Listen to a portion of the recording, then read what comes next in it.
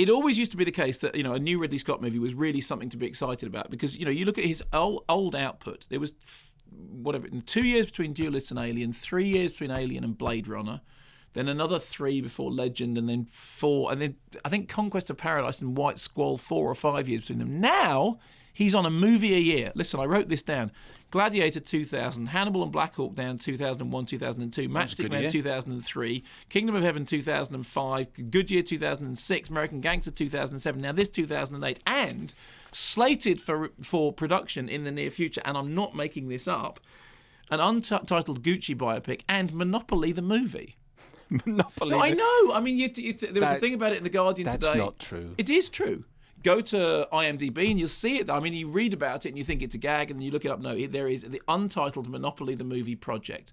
Now, this is rather like that Two Ronnies sketch when the guy goes to the optician and he starts reading the furniture, or that old, the spitting image gag about Michael Caine ringing his agent going, "I've got this birthday card, I'll do it, and then opening the phone book, "I'll do it, I've got this script, I'll do it." I mean, what is it with suddenly he used to wait years. Now there's one along every year, if not two. Now, what this means is the output rate has gone up, but the hit rate has gone down because the last one was American Gangster, great. Now, Body of Lies, not so great. Essentially, it's an old-style espionage thriller, but it's dressed up in very modern surveillance camera sort of aesthetic. Everything's being looked at through. Why this sudden outbreak of arm waving there when you did? Because surveillance camera. Well, because we're all being surveilled, aren't we? We're all being surveilled all the time, looked at by helicopters flying in the sky with neutron thingy bobs. That's surveillance. That's a big thing, right? That's it. And it's Middle Eastern. Story is Leonardo DiCaprio is the man on the ground, actually doing the stuff. Russell Crowe is the guy back in America, bossing him around on the telephone, without leaving the safety of his home. Here's a clip. How the hell do you expect me to run an operation when you're running a side operation? Listen, you want me to run Amman, let me run Amman, all right? I have made promises to Hani Salam. Do you understand that? Uh-huh. What's your point? We have to respect what he wants. I do respect him. What kind of thing? You were gonna blow this entire Amman operation. I'm just trying to back you up, buddy. It's a dangerous, dangerous world out there, you know? Well, don't back me up, because I don't need it, all right? Honey. All right, whatever. You ready to go? Whatever. So, simple dynamic, right? Guy on the ground actually knows the stuff. Guy on the end of the phone just doing the bossing around. Obviously, metaphorical thing for, American involvement in foreign territories. Possibly. One could read it like that. Film keeps saying to you how serious it is. It says it's serious in 3 ways. One of them is the aesthetic, which is all that green, grey, black, everything very edgy, you can't see, fine, so therefore serious. Second, incomprehensible.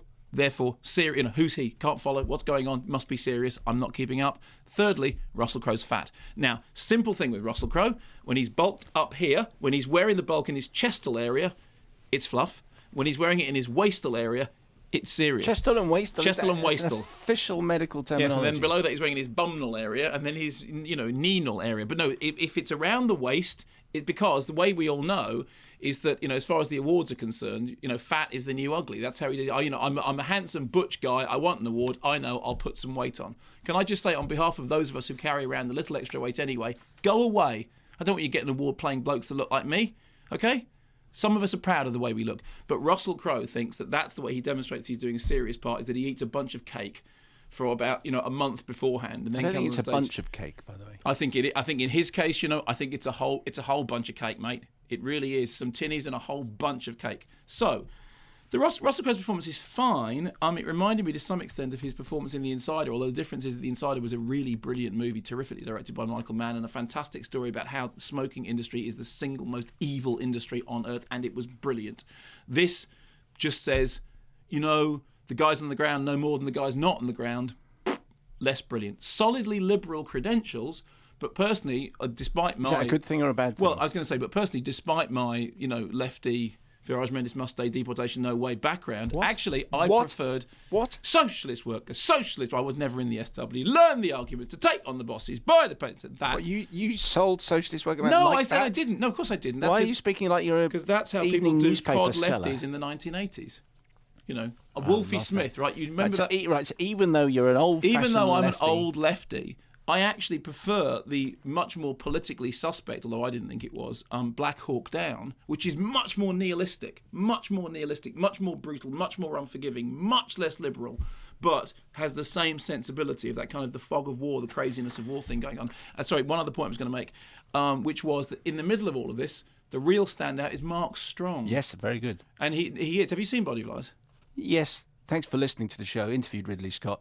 You just carry on. You're too busy walking around not watching movies. You know, I can do one of two things. You can download the podcast. It's still available, probably. Really? Because I can't get it along with your podcast with Angelina, who didn't say anything about your hair, but she did about mine. That's no, but because Mark we were Strong, in different rooms. But don't you agree that what you see, had she been in a room, she would have said, "Yes, Simon, the Tintin look is one that I really must get Brad to Liz pick up on this email says, looking forward to Body of Lies review, trying to decide whether to see it. Having seen the wonderful Mark Strong on Breakfast this morning, I imagine it's on the television, I'd like to request he be added to the list of hellos, because I'm sure he listens to you. He's an intelligent man. I'll happily do that. I mean, I think he is actually far and away the best thing in the film, and his performance. I did buy his performance, and also, interestingly enough, in the film, he's the only one who understands what's going on. And in the cinema I was he's the head of the Lebanese security forces. Yeah, and he is also a sort of the eminence grise.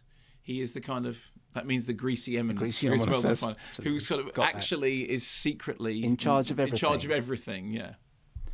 Are you done? I thought you were going to build up something. Mark Strong. No, I like him very much. Yes, yes, and he's the best thing in the film, so it's worth seeing for him. But the rest of it, I have to say, it's a little bit like I could do with Ridley Scott backpedaling a little bit and doing one movie every 2 years rather than one movie every 1 year.